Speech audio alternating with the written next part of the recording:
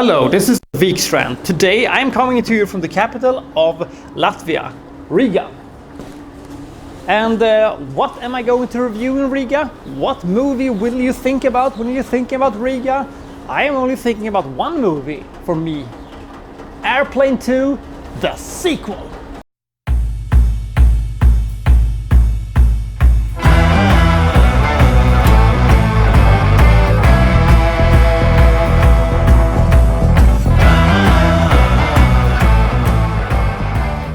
Airplane was one of the funniest movies of all time in the spoof genre. It is one of the greatest comedies of the 1980s. We all know this, and it's not very good. However, neither Jim Abrahams nor any of the suckers were present for this monstrosity that rolled up only 2 years later, and to put it fair, it doesn't really work that well. So, what's the problem here? So we have the Mayflower 1.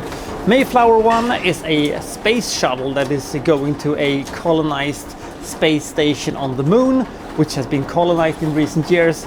We're gonna talk a bit about how stupid that is later. And Stryker, who of course was our main character from the first movie, he shows up.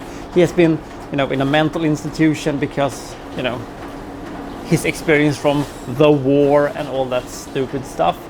Now he's gonna try to win back the woman of his dreams again, who is now dating one of the stewardesses. Once they board the Mayflower 1, it becomes apparent that their computer, the AI, is malfunctioning, which redirects them straight to the sun, which are gonna cook them alive, and that's basically our movie.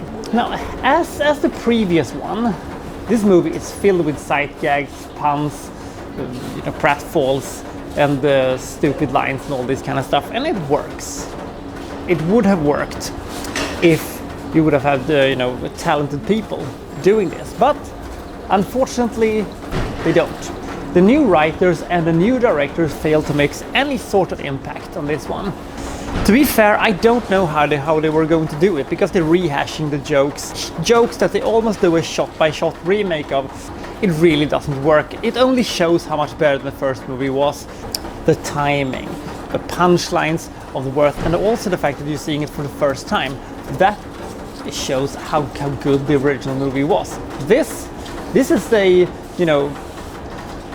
rinsed out Diet Coke version of the entire thing, because sure, it's fun to have William Shatner here, and it's good that most of our old characters are here again. Leslie Nielsen was not in this one, but you can't have everything. But now we're going to talk about the thing that really bothers me about this one. The thing that bothers me most about this movie is not the lame jokes, the semi-okay puns, all the side gags that are kind of funny but it's not endearing or anything. The thing that really grinds my gears for this one is the setting for the entire thing. Airplane, they took a movie, an actual movie that existed, and made it into a comedy using the same formula and virtually in some cases the same lines. In this movie, they're taking a sci-fi project basically, because if space have been colonized, if they have a base on the moon, and if they have commercial space shuttles, fine, that's fine. But you cannot have the same characters for this movie. It does not make any sense. Jesus Christ. You're telling me that you have created interstellar travel almost in 2 years since the last movie. Fuck off, that's impossible. So that's a thing that really bothers me. It shouldn't bother me that much, but it does. Now, granted, this is a silly movie and it is entertaining and it is not the worst thing I've ever seen, and especially when you're comparing it to the spoof movies they have put out in recent years, this one looked like the motherfucking Godfather in comparison. So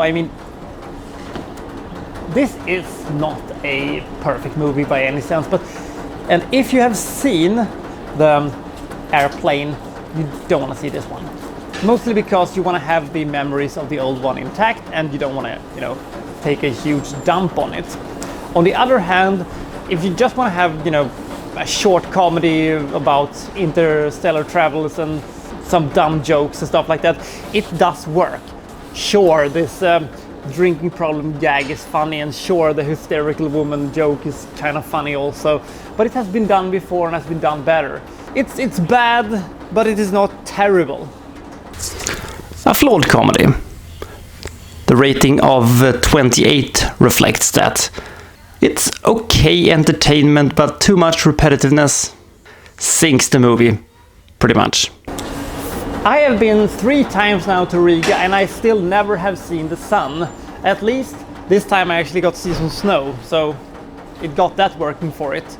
This is the Vikstrand, signing out.